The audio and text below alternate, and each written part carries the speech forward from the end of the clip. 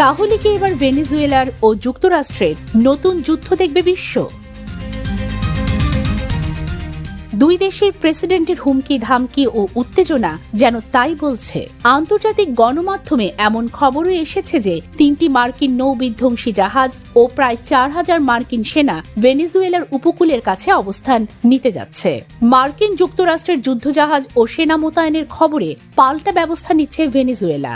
দেশটির president Nicolas Maduro ঘোষণা দিয়েছেন সারা দেশে 45 লাখ মিলিশিয়া সদস্য মোতায়েন করা হবে। তার ভাষায়, কোন সাম্রাজ্যবাদী শক্তি চাইলেই ভেনেজুয়েলার পবিত্র মাটির দিকে হাত বাড়াতে পারবে না। খবর টাইমের। ট্রাম্প প্রশাসনের অভিযোগ, ভেনেজুয়েলার প্রেসিডেন্ট নিকোলাস মাদুরো একজন অবৈধ সরকার এবং সে বিষয়ের সবচেয়ে বড় মাদক কারবারি চালাচ্ছে, প্রেসিডেন্টের আড়ালে অপকর্ম করে যাচ্ছে। তবে এই দাবিকে সম্পূর্ণ মিথ্যে ও সরকার উৎখাতের জন্য করা হয়েছে বলে জানিয়েছেন প্রেসিডেন্ট নিকোলাস মাদুরো। এদিকে অবৈধ মাদকদ্রব্য বহনের অভিযোগে ভেনেজুয়েলা থেকে আসা একটি স্পিড বোটে হামলা চালিয়েছে মার্কিন সেনাবাহিনী। মঙ্গলবারের 2 সেপ্টেম্বরের ওই হামলায় অন্তত 11 জন নিহত হন। হোয়াইট হাউসে আয়োজিত সংবাদ সম্মেলনে মার্কিন প্রেসিডেন্ট ডোনাল্ড ট্রাম্প বলেন, মাত্র কিছুক্ষণ আগেই আমরা একটি মাদক বহনকারী জাহাজ উড়িয়ে দিয়েছি, সেটিতে অনেক মাদক ছিল।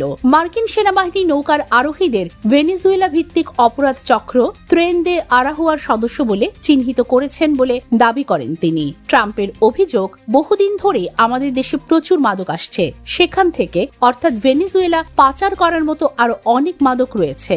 মার্কিন যুক্তরাষ্ট্রকে সতর্ক করে ভেনেজুয়েলার প্রেসিডেন্ট নিকোলাস মাদুরো বলেছেন, ওয়াশিংটন যদি ক্যারিবীয় অঞ্চলে মোতায়েন করা বাহিনী দিয়ে আক্রমণ চালায় তাহলে নিজ দেশকে সাংবিধানিক অস্ত্রধারী রাষ্ট্র হিসেবে ঘোষণা করবেন।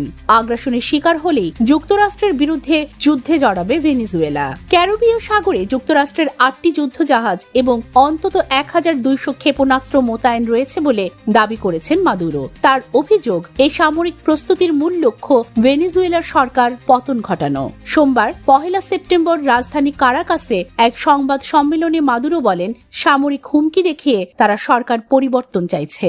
ভেনেজুয়েলা গত 100 বছরে সবচেয়ে বড় হুমকির মুখোমুখি রয়েছে। 8টি যুদ্ধজাহাজ, 1200 ক্ষেপণাস্ত্র এবং সাবমেরিন দিয়ে দেশটিকে লক্ষ্যবস্তু বানানো হয়েছে।